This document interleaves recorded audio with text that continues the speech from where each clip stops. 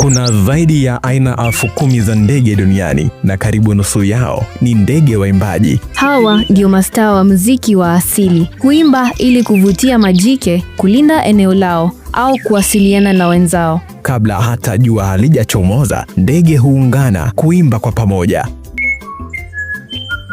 Kila wimbo wa ndege una muundo maalum kama kazi ya sanaa iliyopangiliwa kwa ustadi. Wanasayansi huchunguza nyimbo hizi kwa kutumia spektrogramu, kifaa kinachoonyesha mawimbi ya sauti kwenye skrini. Wakipunguza mwendo wa sauti, wanaweza kuchambua kila sehemu ya muziki huo kwa ndani.